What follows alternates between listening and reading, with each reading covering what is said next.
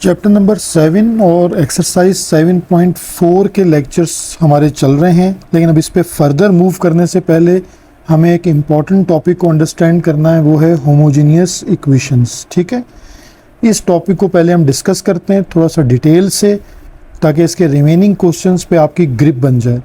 अब homogeneous equation का मतलब ये है कि any line equation in two variables, यानी दो वेरिएबल्स x एंड y अगर आपके पास इक्वेशन में मौजूद हैं तो इसे हम कहेंगे homogeneous equation that passes through the origin. ये एक स्पेशल केस बन जाएगा कि वो ओरिजिन से भी पास हो रही हो।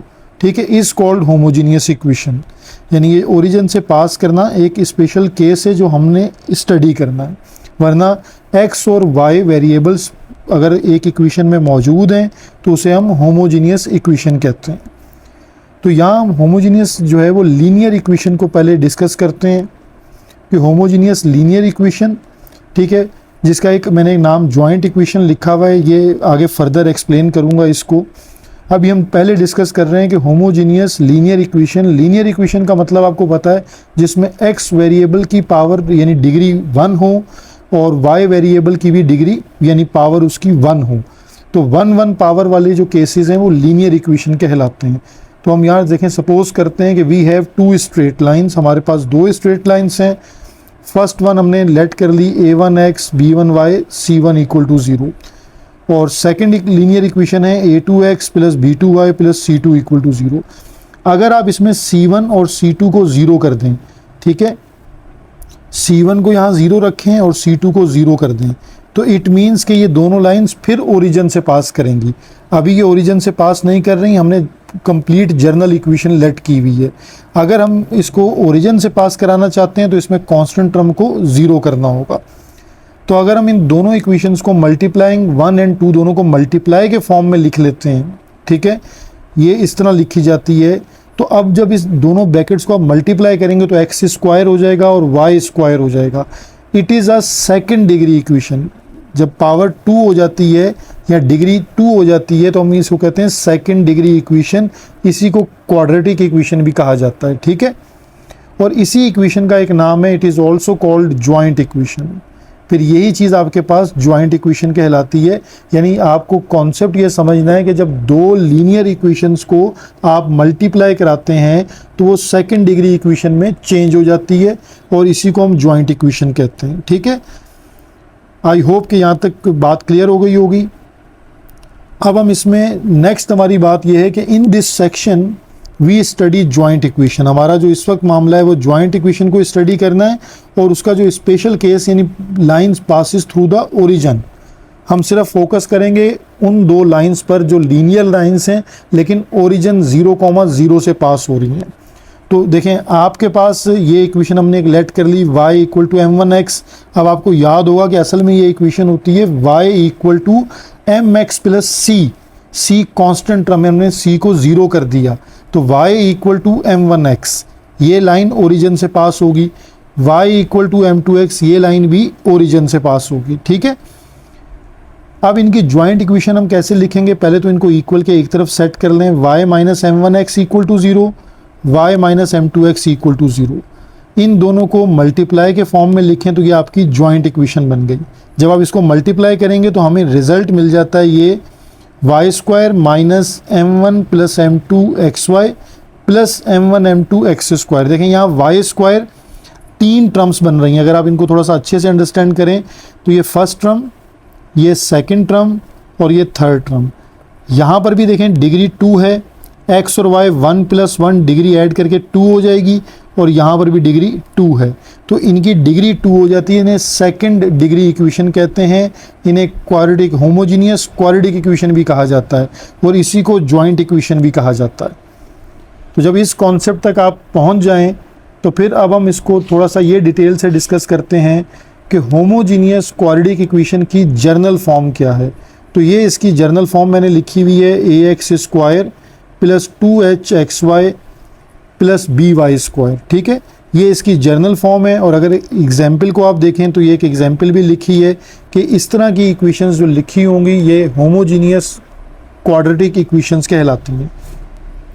अब यहाँ से आपने ये अंडरस्टैंड करना है कि अगर ये ax² प्लस 2hxy जो हमारे पास जर्नल इक्वेशन है, आपसे ये कहा जाए, ये इक्वेशन गिवन दी जाए और आपसे ये कहा जाए कि दो लीनियर इक्वेशंस में इसको स्प्लिट कर दें, तो इसके दो तरीके हैं। यानी इसका मेथड जो एक है वो ये है कि हम ऐसी इक्वेशन को फैक्टराइज करते हैं, ठीक है। एक तो तरीका ये कि हम इसको फैक्टराइज करते हैं, फैक्टराइज करके ये दो लीनियर इक्वेशंस में डिवाइड हो जाती है, तो हमें वो दो लीनियर इक्वेशन मिलती हैं जिन्हें मल्टीप्लाई करके आपने होमोजीनियस क्वाड्रेटिक इक्वेशन बनाया होता है। और एक और तरीका इसका ये है कि जो इसमें से स्ट्रेट लाइन से आप उसको इस तरह भी याद कर सकते हैं कि फर्स्ट इक्वेशन इसकी बनेगी यानी L1 by plus x into h plus under root h² minus AB equal to 0, ठीक है। और इसी तरह L2 की हमारे पास इक्वेशन यहाँ बनेगी by प्लस एक्स और यहाँ पर h minus under root h² minus AB equal to 0। देखें, अब मैंने दो तरीके आपको बता दिए कि जब आपके पास होमोजीनियस क्वाड्रेटिक इक्वेशन गिवन है, इट मीन्स ये गिवन है या ये गिवन है, तो मैं इसको फैक्टराइज, अगर ये फैक्टराइज हो रही होगी तो फैक्टराइज करके दो फैक्टर्स, लीनियर फैक्टर्स बना लूँगा, तो मुझे वो दो लीनियर इक्वेशंस मिल जाएंगी। अगर ये फैक्टराइज नहीं हो रही तो मैंने ये आपके सामने दो फार्मूले लिख दिए हैं कि आप इसमें a, b, h की वैल्यूज़ आपको मिल जाएंगी, आप इनमें पुट करेंगे तो ये दो लीनियर इक्वेशंस आपको मिल जाएंगी। ये क्वेश्चन आता है, ठीक है, इसलिए मैंने यहाँ थोड़ा डिटेल से आपको बता दिया। अब इसके कुछ और फार्मूलाज हैं, देखिए पहले हम इसके डिस्क्रिमिनेंट को अंडरस्टैंड करते हैं। अब इसका डिस्क्रिमिनेंट का जो मेथड है वो क्या है, डिस्क्रिमिनेंट देखें हमने पहले क्वाड्रेटिक इक्वेशन का पढ़ा हुआ है, वो होता है आपके पास क्या था, b² माइनस 4ac। लेकिन ये जो आप होमोजीनियस क्वाड्रेटिक इक्वेशन पढ़ते हैं, यहाँ पर डिस्क्रिमिनेंट आपके पास होता है h² माइनस AB। सेम इसके भी तीन केस हैं, केस नंबर 1, 2 एंड 3, ठीक है। अब इन तीनों केसेस में देखें क्या रिजल्ट बनेगा। अगर आपके पास डिस्क्रिमिनेंट की वैल्यू ग्रेटर देन 0 है तो इसका मतलब है लाइंस आपके पास रियल एंड डिस्टिंक्ट, यानी दो अलग अलग लाइंस हैं। आप अलग अलग लाइन से मुराद ये ले सकते हैं कि ये अगर x और y है तो ये दो इस तरह की अलग अलग लाइंस आपको नज़र आएंगी। और इन केस अगर आपके पास डिस्क्रिमिनेंट का आंसर आ जाता है 0, तो इससे हम ये अंडरस्टैंड करते हैं real and coincident line. Coincident lines ऐसी लाइंस होती हैं जो एक के ऊपर एक होती है, या उनका एंगल जो है इन बिटवीन, एंगल जो लाइंस के बिटवीन एंगल है वो 0 होता है। तो इसको आप इस तरह अंडरस्टैंड कर सकते हैं कि वो दो लाइंस ऐसे होंगी, जैसे ये एक लाइन हमने बना ली, इसी के ऊपर एग्जैक्ट हम दूसरी लाइन बना लेंगे, इसे कहते हैं कोइंसिडेंट लाइंस, उनके बिटवीन एंगल 0 होता है।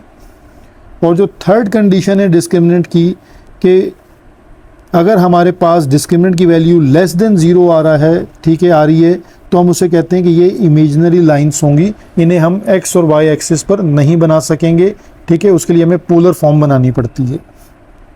तो ये डिस्क्रिमिनेंट का कॉन्सेप्ट जब आप अंडरस्टैंड कर लें तो फिर इसके बाद देखें यहाँ पर एक और मैं फार्मूला एक्सप्लेन करता हूँ। ये जो होमोजीनियस क्वाड्रेटिक इक्वेशन है, इनके स्लोप्स को आप कैसे समझेंगे। m1 स्लोप लेने का फार्मूला देखें लिखा हुआ है, m2 स्लोप का भी फार्मूला मैंने मेंशन कर दिया है। अगर आप m1 और m2 निकाल लें, जो गिवन आपके पास इक्वेशन है उसमें से पहले आप a, b और h निकालेंगे, फिर m1 और m2 से स्लोप निकलेगा, और फिर आप दोबारा अपनी रिक्वायर्ड इक्वेशंस अगर आपको चाहिए, जो लीनियर इक्वेशंस हैं, यानी रिक्वायर्ड स्ट्रेट लाइंस, आप इस तरह भी निकाल सकते हैं। ये तीसरा मेथड है, y इक्वल टू m1x, यहाँ m1 पुट कर दें तो ये पहली लीनियर इक्वेशन बन जाएगी, और y इक्वल टू m2x, यहाँ आप m2 पुट कर दें तो दूसरी लीनियर इक्वेशन बन जाएगी। यानी तीन मेथड हो गए आपके पास। गिवन इक्वेशन में को आप फैक्टराइज कर सकते हैं तो वो स्प्लिट होगी। फिर मैंने आपको दो फार्मूले बता दिए, एक L1 और एक L2 लाइन के लिए ये यूज़ कर सकते हैं, या m1 m2 को अलग से सॉल्व करके और उनकी वैल्यूज़ को आप लाकर यहाँ पुट कर सकते हैं, y इक्वल टू m1x और y इक्वल टू m2x। तो यहाँ से भी आपको वो दो रिक्वायर्ड लाइंस मिल जाएंगी। यानी ये तीन मेथड हैं होमोजीनियस क्वाड्रेटिक इक्वेशन को स्प्लिट करने के। इसके बाद हम फर्दर मूव करते हैं कि सम ऑफ स्लोप्स क्या आएगा। तो ये दोनों स्लोप्स को आप ऐड कर लें तो आपके पास सम ऑफ स्लोप्स का ये फार्मूला बन जाएगा। ठीक है, ये भी याद रखिए कि m1 + m2 = -2h/b। ठीक है, ये सम ऑफ स्लोप्स का यहाँ फार्मूला कहलाता है। इसी तरह इन स्लोप्स की प्रोडक्ट भी फाइंड की जाती है।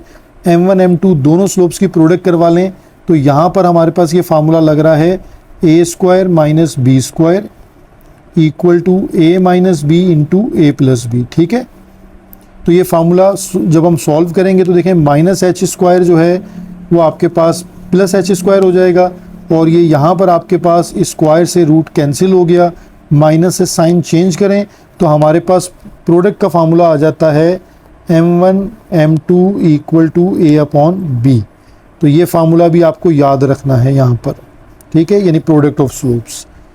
इसके बाद एक और इम्पॉर्टेंट इसका टॉपिक है कि हम एंगल्स को कैसे कैलकुलेट करेंगे। यानी ये जो दो लाइंस बनती हैं एक्स और वाई एक्सिस पर जो ओरिजिन से गुजर रही हैं, इनके बिटवीन जो एंगल है थीटा, वो हमारे पास टेंजेंट थीटा के फार्मूले से फाइंड आउट किया जाता है। हर फार्मूले के लिए नेसेसरी है कि आपको ABH वैल्यूज़ फाइंड करनी है और देन आपको जो क्वेश्चन पूछा है उसके अकॉर्डिंग फार्मूला यूज़ करना है।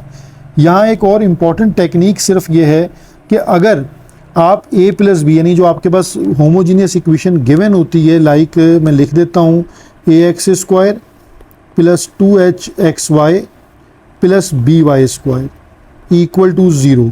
तो अगर आप ये a और ये b इन दो वैल्यूज़ को ऐड करें और रिज़ल्ट आपका 0 बन जाता है तो इट मीन्स कि वो जो दो लाइंस हैं, बोथ लाइंस आर परपेंडिकुलर, यानी वो लाइन L1 और L2 90 डिग्री का एंगल बनाएंगी। तो ये भी क्वेश्चन आस्क किया जाता है ऑब्जेक्टिव में। तो आप डायरेक्ट ए बी की वैल्यूज़ को ऐड करके चेक करते हैं, अगर वो 0 आ जाए तो इट मीन्स जो रिक्वायर्ड स्ट्रेट लाइन्स हैं वो परपेंडिकुलर होंगी।